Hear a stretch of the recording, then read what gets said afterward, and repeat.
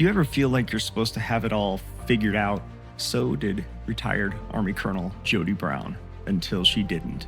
After 26 years of service, multiple master's degrees, and leading 800 personnel across the East Coast, this 93-pound powerhouse, who commanded rooms full of infantry soldiers, who spent 15 months in Iraq as a brigade nurse, who went from failing her nursing boards to earning a doctorate, who crushed the Series 7 exam and landed her dream job. She made a decision that shocked everyone. She stopped. No plan, no apologies, just honest truth. Because here's what nobody tells you about military retirement. The uniform comes off, but the expectations don't. The mission ends, but the identity crisis begins. In this episode, Jody opens up about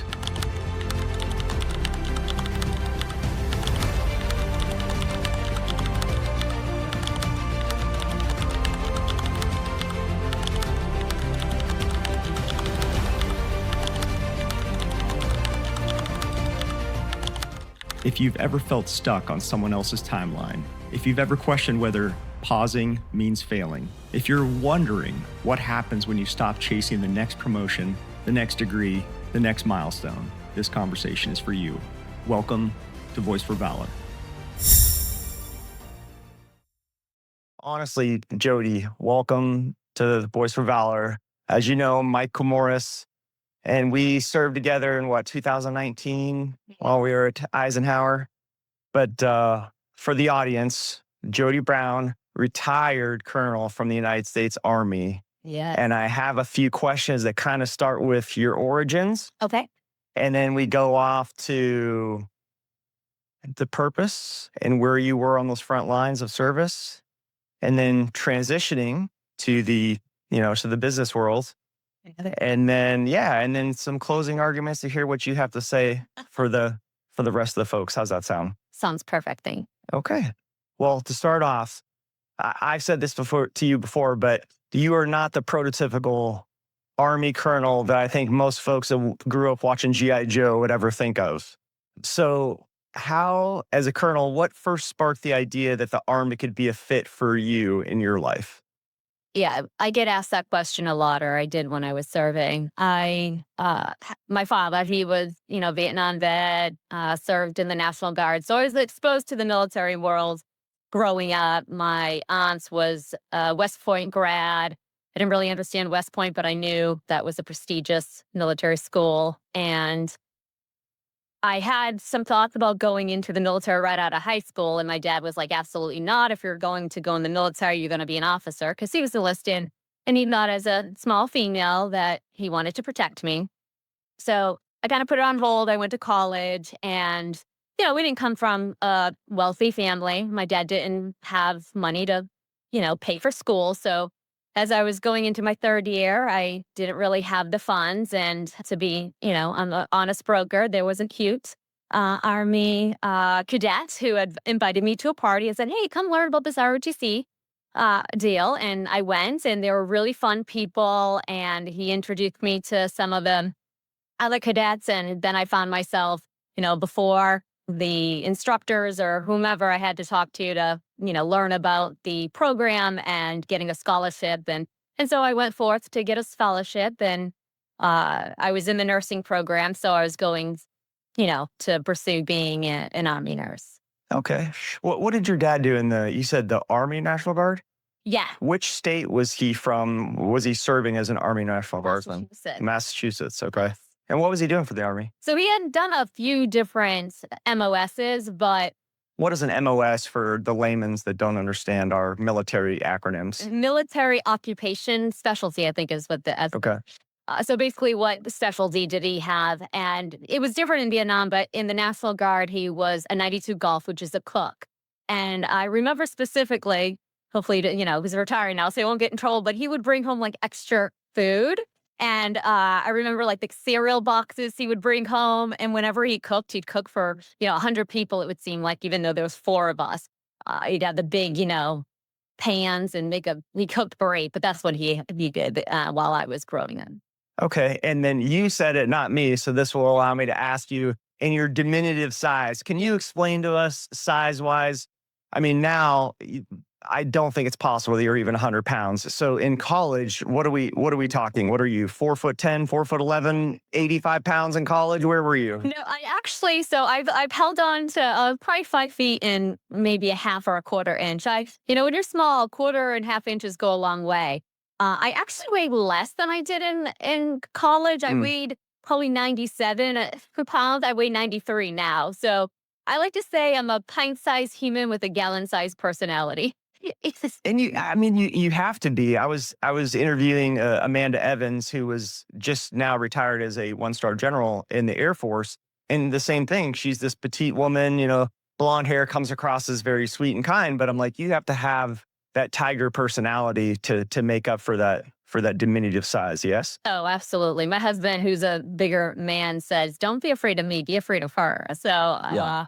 it's that adage of don't confuse kindness with weakness. I had Yeah. to use frequently in my positions because, I wanted to stay my authentic self. And sometimes that does come across as, oh, well, maybe she's just too kind and she doesn't have a backbone. But they learned that wasn't the case.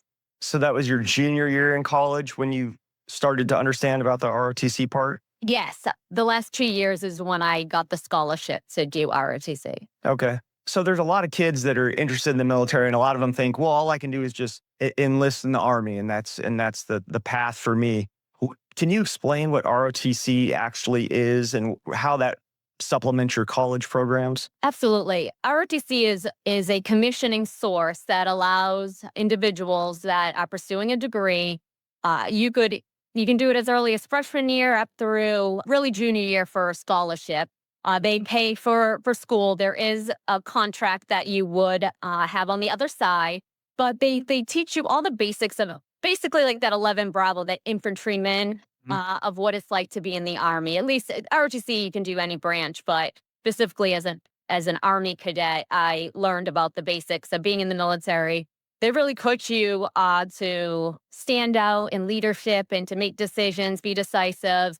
Definitely came out of my comfort zone with that one. But then, you can commission active duty or reserve. So people that want to still be connected, that don't want to go full time, they can do reserves. But if you want to go full time, like I did, then you would sign a contract. Usually it's 4 years long. You come out, you're a second lieutenant, which for some, maybe pay wise isn't where their peers would be.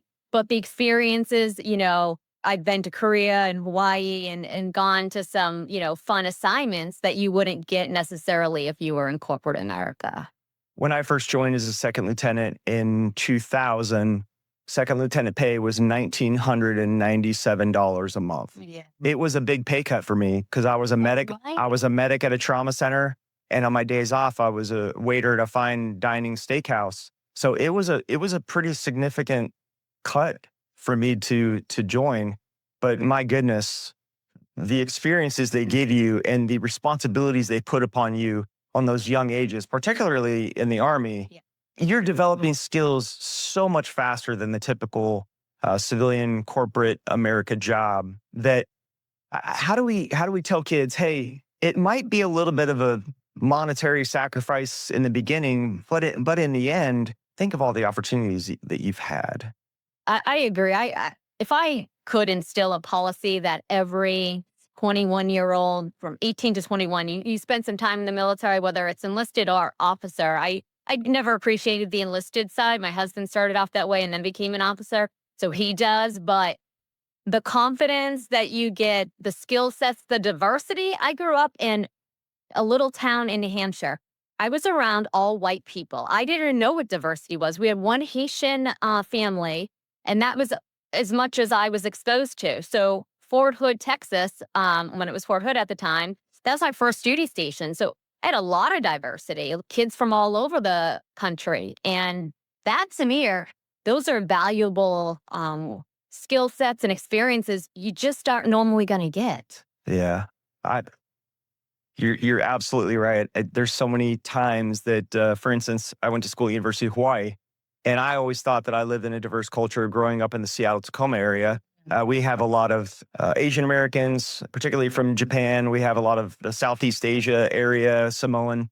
And so I always thought, oh, yeah, I'm in a diverse area. But when I went to University of Hawaii and it switched over to the Haole population being, probably more in the 10% realm, that's when I really had an appreciation for what it was like to treat everybody equally and understanding those differences. So when you graduated through the ROTC program, what was your first job when you graduated from University of New Hampshire, you I said? did. Okay. So I don't know. I think I might have mentioned this to you, but I had a little twist. I unfortunately, being 21, although RGC did teach me a lot of responsibility, I was still young minded and I went through the nursing program, but unfortunately did not realize the NCLEX, which is the board certified exam you have to take to be a nurse, is a skill all in itself. And unfortunately, I didn't take the right prep course. And so I took the test twice. I didn't pass it. I ended up being very frustrated, didn't want to be a nurse, didn't want to be in the military. I just wanted to hide under a rock for a little while. But my PMS, the professional military specialist, whatever we call those that run the RTC program, he said, "Okay, just go do your thing. We'll look towards medical specialty, uh, MSc that can be nestled or reserved." So I ended up going. I was trying to think of what I wanted to do with my life now. I actually thought about being a flight attendant because my dad was real big in those kinds of trades, but I was short, and so I really Are you not tall enough to be a flight attendant? was tall enough for the smaller planes, but not for like the big United plane. Oh, I never thought about that. I know. I don't know if it's changed, but flat footed, you had to have a certain reach, and I didn't meet like that criteria. But my best friend at the time, she worked for a financial company. And so I ended up going that route for a little while. That's where I got into getting my Series 6 and, being in the retirement division within the company. And I actually really liked it, was enjoying myself. Thought the Army actually forgot about me. I was on my way to, great things. And then it was almost a year later that the, my ROTC leadership called me and said, "Jody, you're going to go active duty." And I was like, "Oh, okay." I was like, "As medical specialty corps?" And he said, "No, transportation." And I audibly laughed because I said at the time I didn't even know how to put gas in my car. And this is 1998, which, GPS wasn't really a thing. And I'm like, I don't know how to get around. This is comical. And so after I went through the 5 stages of grief, I put my big girl pants on and off I went to OBC at Fort Eustis, Virginia, and ended up getting into the logistics world. I met my husband, which, I'm forever grateful that kind of turn of events led me to him. But then I went down to Fort Hood and had my first platoon, which, as you have mentioned, my petite size, I was supporting an infantry battalion with all men. A lot of my battalion or my platoon was all men, and here was little Jody, who was trying to figure her way around, and my company commander was very much a um, he did not want me to be a female. I remember walking in, this is funny. I walked in to my first day of PT, physical training at, 0600.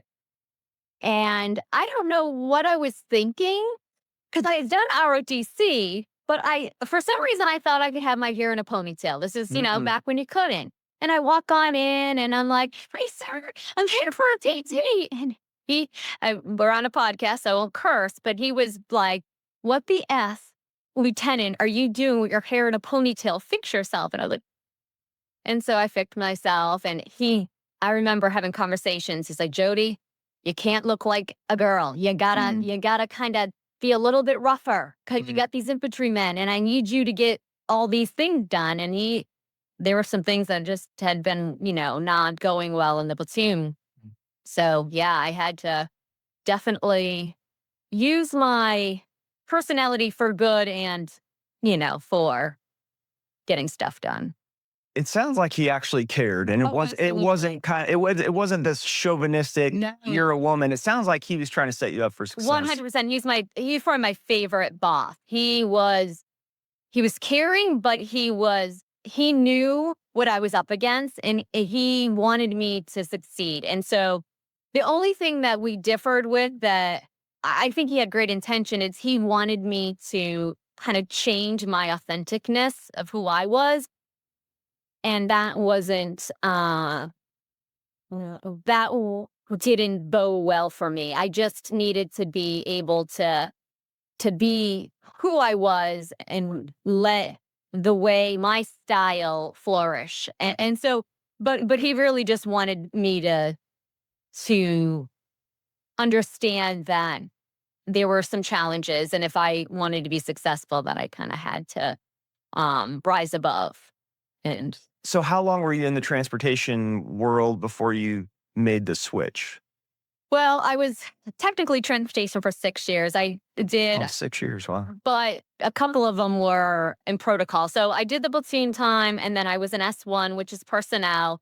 And then I went to division and was their support officer for the division. I actually did really well as a transportation officer. It was, I went to Korea and I was a detachment commander. I was all up and down Korea with all of our transportation assets. I was actually, doing well and liking it. I think that after, now we kind of got into Afghanistan and the whole 9/11 and things are starting to shift. And I was coming out of Korea. My husband was, or fiance at the time, he had said, Jody, if you go back to a transportation unit, you're going to get deployed. Maybe this is a good time to Mm. transition a little bit. And he was able to tell me about a protocol position. He's like, your personality, you'd be great. And so US Army Pacific, USAPAC, they had a protocol position. And I was kind of fearless and ruthless. And I left all kinds of messages on the bosses, on her voicemail. And she's like, well, you were very persistent. So let's take you on board. And I loved it. It was great. I got exposed to a lot, and it's serendipitous how things work out because this is kind of how I circled back into the medical world where I was supporting the U.S. Asian Military Medicine uh, conference, however they say it, and the GO was a nurse. And so at the time, I didn't realize that. I just had thought she was a GO. She's a general officer. She's important. But I had mentioned to her that I was a nurse because she said something. And so of course, she was all confused on why it was protocol. And so, long story short, she said, come talk to me in my office when we get back. And at that time, I was kind of looking at like, do I get out? What do I want to do? I didn't think with everything going on in the world, like maybe staying transportation isn't the right thing for me anymore. And was kind of in that period of what did I want to do next? So she said, Jody, she was a chief of the nurse corps, so she had a lot of pull. She said, you pass your nursing boards and I will branch transfer you to the nurse corps. And I was like, you are kidding me. Like this is crazy that this opportunity was coming. Now, mind you, I'd been out of For being a nurse 6 for years. 6 years. Yeah. I was like, all right, we got to pass the test. So I ended up taking Kaplan, which I recommend to anybody who needs to have a structured plan, which is what I needed. I was smart. I just didn't understand the test. So I ended up passing with flying colors. All was great. I contacted Major General Gail Pollock, who I'm forever grateful for. Gave me her cell number. I called her and I was like, ma'am, I passed. She's like, okay, fantastic. So fast forward, she ended up breast trans. So I passed my test. I took my test October 10th. I passed it, or I found out October 15th. And I was sworn in on January 6th, of 2005. That works so fast. This leads into my next question about the power of mentorship. Do you consider her the most powerful mentor? Who was the most powerful mentor during this whole path to get back to nursing? Yeah, she was definitely instrumental. I would say that the three that stick in my head for my career was one. Captain at the time, Craig Simonsgard, who was my company commander, who went on to be a colonel and retired out of transportation. And then second would be Major General Gail Pollock, who really taught me that where there's a will, there's a way, and she would make it happen. And then the third one, which is kind of funny, is so during the time she had to work with, HRC to be able to get this transfer done. And so this was at the time Lieutenant Colonel Anna Carulli, who was cursing my name because she was like, who is this like captain that we have to be able to transfer so quickly? Like, what is going on? Well, then she ends up being my boss at what, not as my first assignment as a nurse, but my second. And so when we made that connection, she's like, you better make it so I don't regret doing this for you. Because I guess she had her jump through some serious hoops to make it happen. And she ended up being the third mentor who really just was there because I was a captain who had some leadership skills, but in the medical world, it was a little bit different. And so she was just really instrumental in helping me grow as a medical leader. So did any of those three people have a chance to attend your retirement ceremony? So sadly, I know you're probably going to curse me. I did not have a retirement ceremony. I had a lot of flack for this, but the timing wasn't great. And I felt like I had all of my promotions that were, kind of over the top, or, there was a lot of gratitude with those. And I really felt like I was able to thank the folks I needed to. And my change of command is where I added in those that were, pretty powerful for my career and being able to shape me and be the mentors that I needed, throughout my career. Okay. I won't be too hard on you because I know that your husband lived overseas. Yeah. And so you didn't have that immediate family here that it's always been here to be part of that. So I won't give you a hard time. Thank you. You're welcome. All right. Now I want to talk about grit and purpose. Oh. You deployed to Iraq as a brigade nurse for 15 months. I've never deployed for 15 months. The longest I've gone is 6 months. The Army is just a completely different animal than we are in the Air Force. Tell us, 15 months. What was that like? Well, it wasn't great. Funny enough, I sought it out because my husband was deploying and we didn't have kids and thought, what better way than to deploy together. So initially there wasn't an opportunity. And then sadly, the brigade nurse that was supposed to deploy, they found out in one of his physical exams that he had some sort of heart condition he couldn't. So then I got the call. And so I was excited at first. And then when I found out it was 15 months, I'm like, are you serious? So, and then of course, I am supporting Steve's brigade, but he's the one battalion that's not in the same location. And that was awesome. But brigade nurse was actually probably one of the funnest jobs that I had because I had such autonomy to be able to impact in the brigade and in the community. But it is a mental mind game. It really, you have got to wake up trying to just, look at like, what am I going to impact today? Because if you start thinking about all the rest of the days, all the holidays, it will not be well. And honestly, one of the things that I started doing was looking at my bank account. I was like, okay, we are saving money, like something to distract me to find good and what I was doing, because I like money, but that was a way. And then really just trying to figure out what I could do to impact the area, like what else needed to be done. The brigade nurse that I replaced, she was not very involved and was really kind of not utilizing the role as well as it could be. So I was able to kind of stay busy and do a lot of things that I felt was necessary for the mission. Was she just kind of a behind the desk type of leader, the person you replaced? I think so. I just don't think that she looked for opportunity. Vaccines was one of the big things for us, and the soldiers were tired. I noticed like our rates initially weren't great. and they were being expected to come to the clinic after their shifts, and they're tired. And I'm like, well, why are they coming to us? Let's pack up our vaccines. We can do it, like make sure that the cold chain management is accurate, and we'll go to them. We'll figure out when they're, coming back from their mission. We'll get them all at once, and then they can go to sleep. Though our number came up like super fast. So I was just trying to be mindful of why things weren't working out, and then what could I do to make it easier and better. Yeah.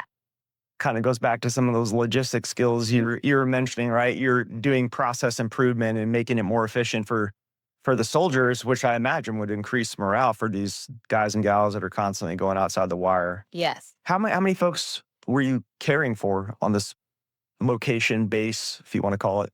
Right. That's a good question. How many was there? It was thousands. I don't know if I don't know why five sticks in my mind. I don't know that it was that many. There was a lot though. Yeah. And then I would fly out to where Steve was at purely just for the mission. Of course. I'm not to see my husband, because I also would teach BLS too. So I would, Basic life support. yes. Yeah. So I would get the medics recertified on their training. So I would go out to the other outside bases to be able to support those. We talk about the 15 months, and that's obviously a long time away from home and a tremendous sacrifice. But what I try to tell kids today is the resilience piece. I say, look, some of the experiences in my life that I look back on at the time, I'm like, oh my God, this sucks. This is horrible. Why am I doing this? But looking back on it, when you're in those situations, you develop a bond and a relationship with those folks that you're with that they're friends for life. What about you? Did you develop any sort of friendships out there while you were out there for 15 months? Absolutely. And I think beyond the deployment, I think that's what the military does that's different than anywhere else, is that you are put in uncomfortable situations all the time. And you have two choices. You can either fall down and go in the fetal position and call it a day, or you can, push through, get that grit. Why am I doing this? And test yourself. And that's truly probably the piece of the military that's almost, it's hard to put into words, because it just builds your character, your sense of confidence, your sense of being able to do things that you did not think you were capable of doing.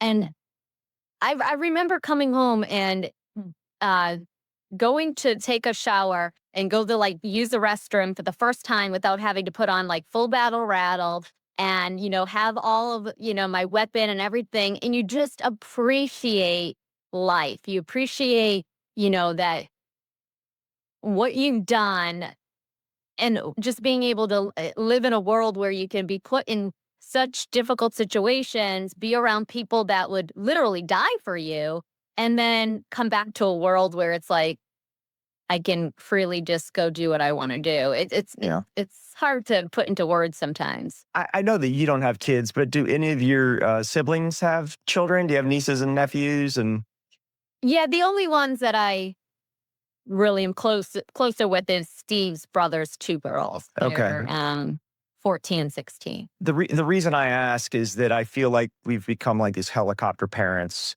and we're just too coddling, and that standard, everybody gets a trophy, everybody gets recognized, everybody. I get the intent behind it, but at the same time, how are we developing resilience and grit? Yeah. In sports, my coach used to yell at me and make me run and do all these things, and now I don't even know if you would be able to coach that way anymore. Yeah. I feel like we've kind of overcorrected. Absolutely. And because I don't have kids, I'm mindful that even my friends, because I do have, now with people having kids later in life, I have friends that got 5-year-old. And if I see parents that are tough on their kids, or saying, that's a life lesson you learned today, I make sure that I commend them, that I say, good job. Like, that is hard to do. And you're going to raise a phenomenal adult, because you have to. I don't know why we we swing the pendulum. We're Hmm. really not good as humans as making small course corrections. We seem to go way far on the other side when something isn't going well. And that has absolutely created weak people. We have got to be able to be resilient, yeah, to Yeah. rise up. And if we don't get back there, then I'm scared for the future of our military. My dad talks about it. He's like, what is the future of our military going to look like if we can't be tough on them? Well, we're having difficulty in the recruiting ranks of finding kids that can meet the physical standards of some of these more strenuous jobs. Special forces, rings a bell. Right. Navy SEALs, all these type of very athletic folks to go through these scenarios. I mean, we're having trouble recruiting into those jobs because a lot of these sports are going away, and like I Right. said, everybody gets a trophy. But you come home from your 15 months overseas, and then you've had a chance to lead multiple medical clinics, Aberdeen up here in Maryland, Tripler, San Antonio. What was your leadership philosophy in balancing compassion, mission, and accountability?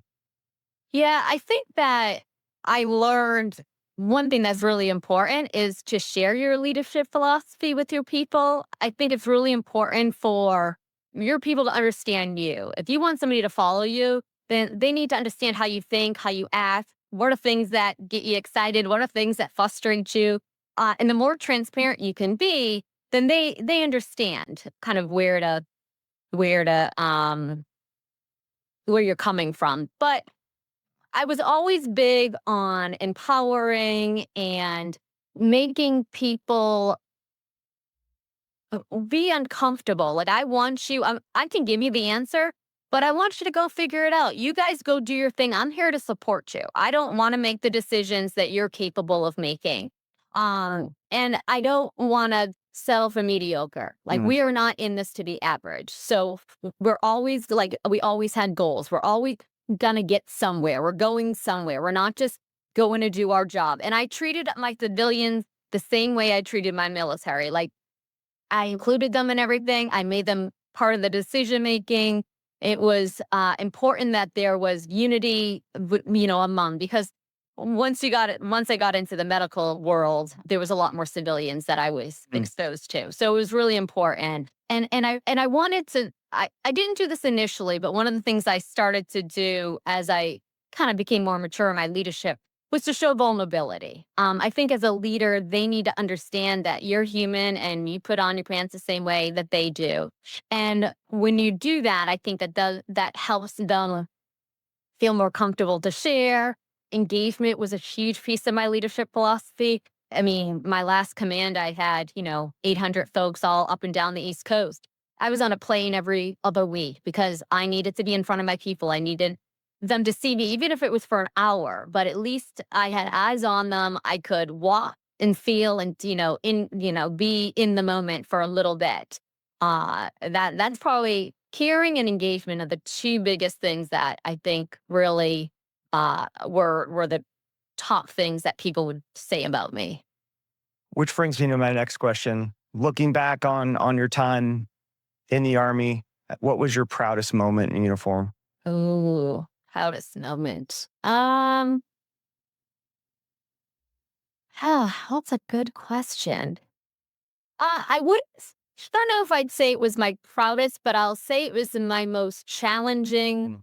which maybe the way I handle it could be my proudest. So it's interesting what things stick in your brain. But what comes to mind is when I was in battalion command, unfortunately, we lost a soldier to suicide. And that was a it wasn't it was also a kind of a big deal, like, there was a task force involved, like, we thought he was still alive, like, it was a big deal, like, it was Mm. on the news and everything. It wasn't just like we found out he, you know, died. And so I think the way I handled that and the impact that it had on me, on the staff, on the soldiers, I think that was a very trying time, and that could have that could have went a really bad way. And I think I'm proud of the way that I was able to deal with it, the way that we kind of grieved through together, the way I interacted with his family. Just, I think all of that was something that, although not positive, I think that's what makes the military so wonderful, is that you are exposed to everything. There are no limits to what you're exposed to. And they don't prepare you for that necessarily, but indirectly you are prepared for that because you're taught, not diversity, adversity, and like how to overcome tough things. And that was something that was super tough. And that's kind of what stands out for me. Yeah, it seems as obviously the event itself is something that you would never wish happens to anyone,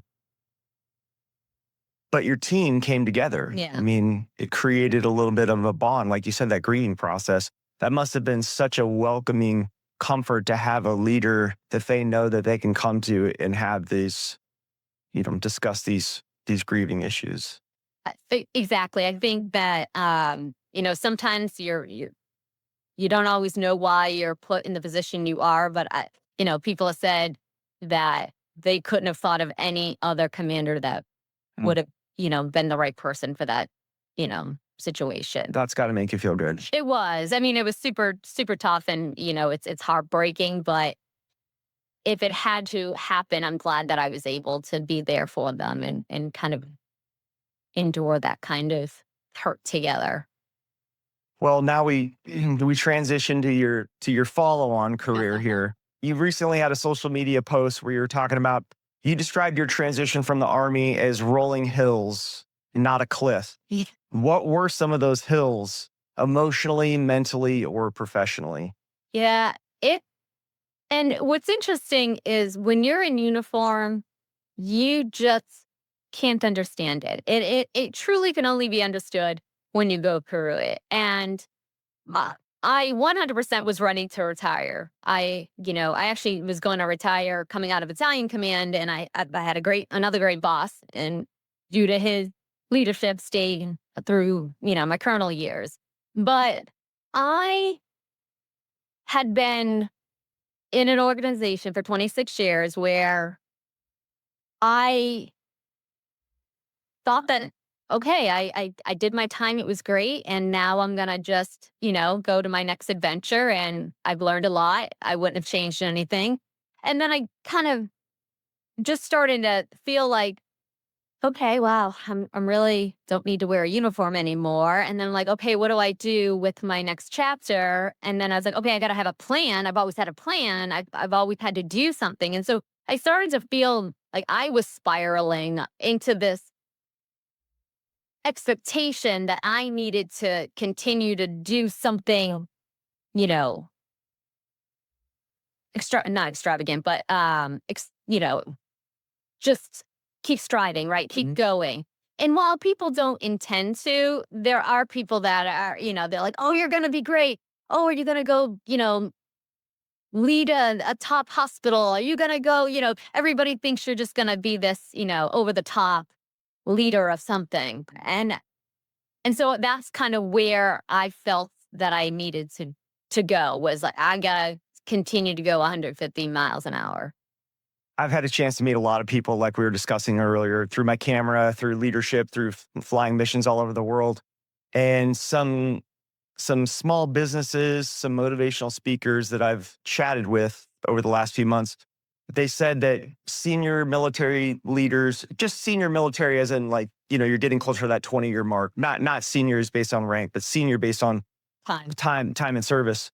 They said that professional athletes and senior military leaders create these amazing organizations because they're looking for that next challenge. They've had this identity, the uniform being the identity, the professional athlete, their sport being their identity. And when they walk away, there's such a hole to fill. Right. So when you had that post, I thought to myself, I wanted to reach out to you so bad.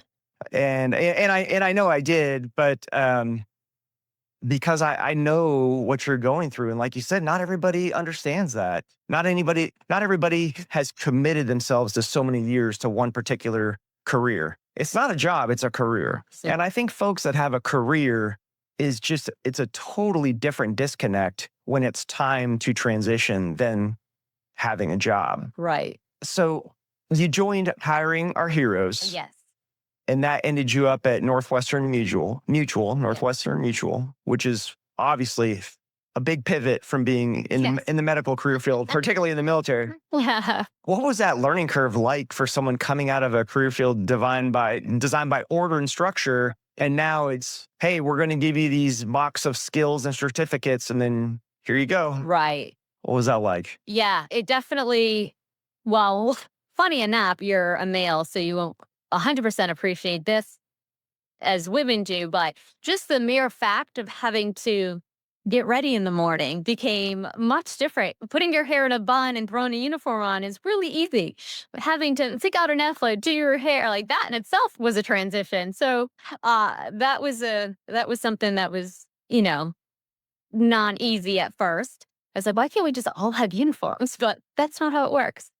I I was First of all, I'm a big advocate of hiring our heroes. Anybody that is looking to be able to transition, they're a great skills bridge program to go with because their program allows you to be exposed to a lot of companies. So I did go with Northwestern Mutual. They were great.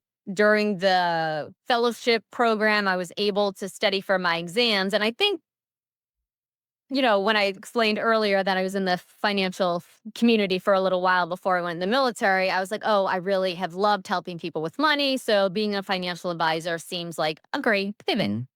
And, studying for the exams, I'm used to being in school. I got a few degrees, I'm not a stranger to school.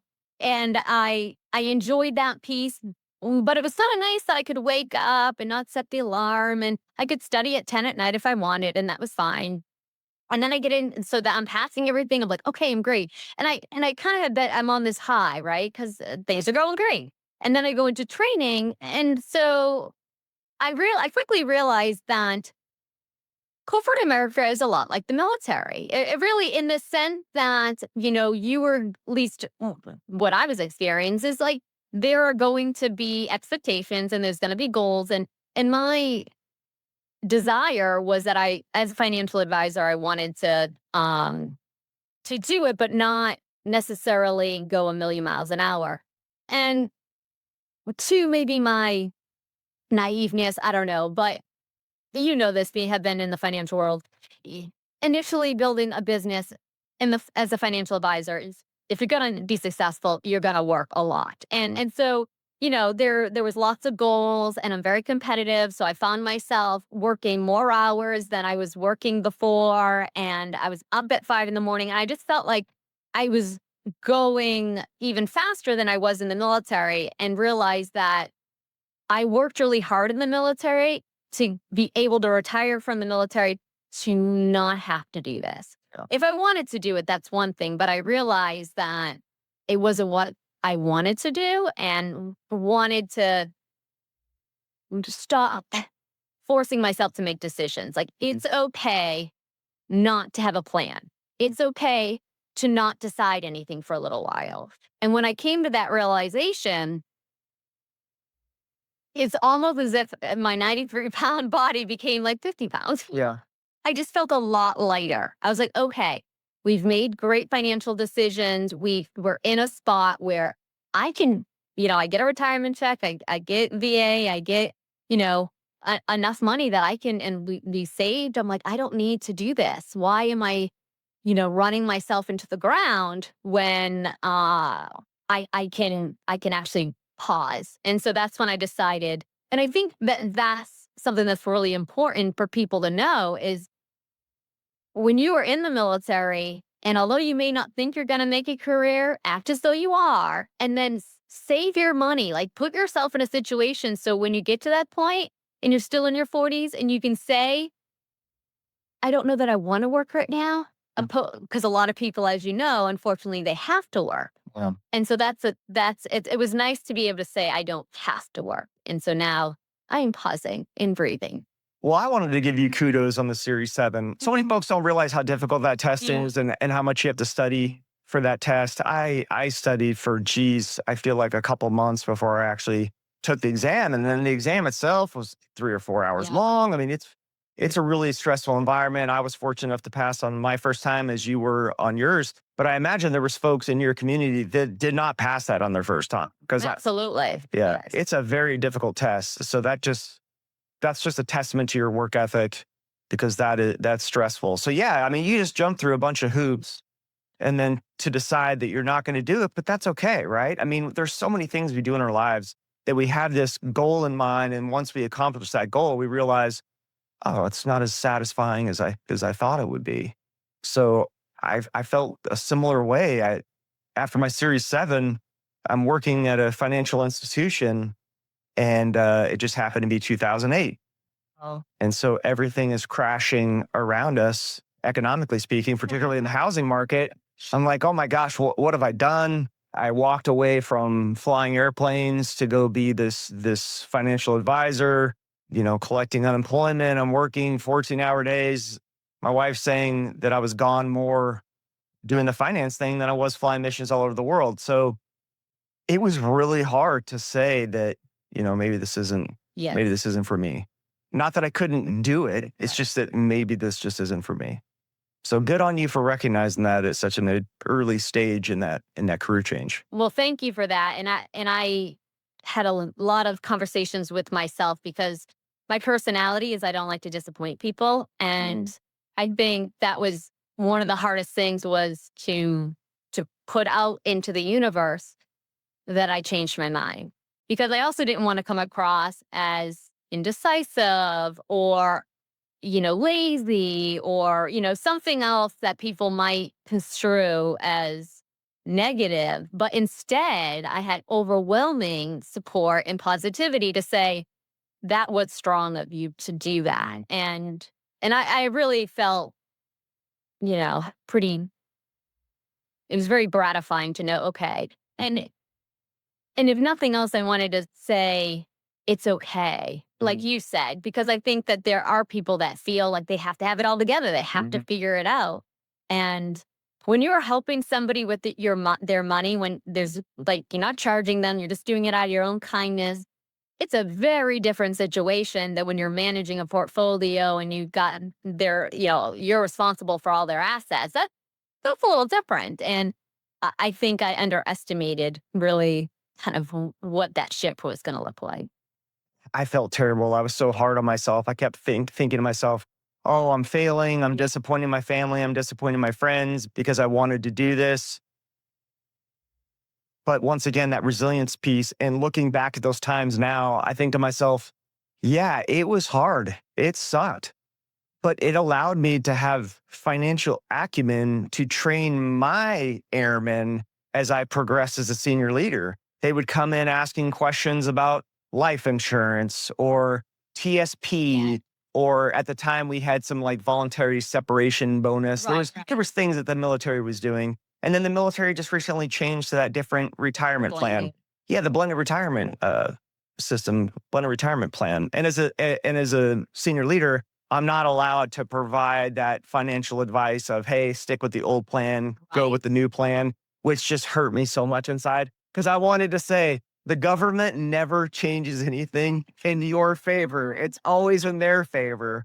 But as a senior leader, I had to, just command and explain and show the PowerPoint presentations. But yeah, I just had multiple conversations about finance and, hey, car loans. And why would you want to get a car loan if you could do this? Or why would you rent something extravagant for $3,000 a month when you could get a mortgage for $2,000 a month? And just having all those conversations, I look back and say, okay, it wasn't a failure. It was a personal, at the time, it felt like a personal failure, but in the end, it worked out to be another tool in my toolbox to allow me to mentor the youth. Right. Yeah. Yeah. So where are we going? Where's next for Jody? Well, so funny enough, Steve was a general's aide to Lieutenant General Rick Lynch. He ended up being the installation commander before he retired in Steve's was his aide. And so he's like one of them now, my recent mentors. He and after he saw my post, he's like, think you need some mentoring, Jody. And so I talked to him and he's like, Jody, because hadn't mentioned what I wanted to do. And he's like, I was going to support you, but I thought you might have been rushing into things. And I'm really happy to hear that you decided to pause. And so he told me, he's like, no decisions. Don't make any decisions right now. No more. And so from a work perspective, I'm not going to make any decisions, but I can't necessarily just sit still. So I do have the GI Bill that I haven't used all of because I did get my doctorate, but I did it, quickly. So I still have a couple of years left. And I will go back to school because who doesn't need another degree? And I'm going to do finance. So it's fun. So the kids out there, I want the kids out there to think about this. Okay, little Jody joins the military, right? Goes through ROTC, joins the military, gets her undergraduate degree, gets her master's degree, gets her nurse practitioner doctorate degree, and finance, Series 7, Series 6, all these, and 2 masters. So why do not more people want to join the military? I'm like, I know. the opportunities that they have provided you. Yes, It's just, I know. I will stand on every hill Yes. and say the military hands down was the best decision I ever made in my life. Oh, Best decision. 100%. People have, the way that I have been in the military, many people think like I always wanted to make this a career, but I didn't. I mean, I really, until I became a nurse practitioner, I was getting out. And so what I did at every turn of when my contract was up is I said, what is it that I want to do? And is the military or the civilian sector, which one's going to give me the opportunity to do that the best? And every time it was like, well, the civilian sector isn't going to do X, Y, Z. Like the military is going to give me the opportunity to go overseas, give me the opportunity to go to schools, give me the opportunity to keep educating me from a leadership perspective, putting me in situations that I'm uncomfortable. Every position I've had, I didn't know what I was doing. And no position they gave me, they're like, oh, Jody, this is a really easy one. You're going to sit back and just coast. No, I had to like fix everything. So, I mean, it's one of those things that I'm right there with you. I wish we could put our brain into somebody else and let them get a 20-second reel of our lives in the military and show them what they could be getting. Because when I was in nurse practitioner school, I got a 6-figure salary because I was a major to go to grad school. Where else do you ever get that? I had a $100,000 degree because pretty sure that's how much it cost, for them to send me, and still got paid. Yeah, doctorate. See, there's that financial acumen right there. Oh, well, I can quit my job and go to grad school. Okay, great. So you're going to quit your income. You're going to stop your job. You're going to go add $100,000 more in debt while you're not generating income. So by the time it's all done, you could be $200,000 in the hole. And what's the ROI on that, right? I mean, like, okay, well, I was making $100,000 a year, and this new job is going to make me 125. Right. So it's going to take 8 years. Yeah, great. Why does that make financial sense? Yes. So it's interesting. So we've got soldier, yes, nurse, leader, financial advisor. Now that you're on a new path, what does purpose mean to you today? There's and off the top of my head, I can't remember the name of it, but it's From Success to Significance. And it's about being in a career that you were very successful and everything you did was to get to an end point. And then the next chapter is really about significance of like, what is it that you want to do on your terms? Because I did a lot of greatness in the military, but it wasn't always on my terms. And that's okay. That was part of the deal. So really for me, I want to make sure that whatever I'm doing, and I don't know what that's going to look like, but I would just want to feel good about it. I have a lot of love for animals. I would love to give back in that arena. I love the, Special Olympics, special needs from my brother, giving back in that arena.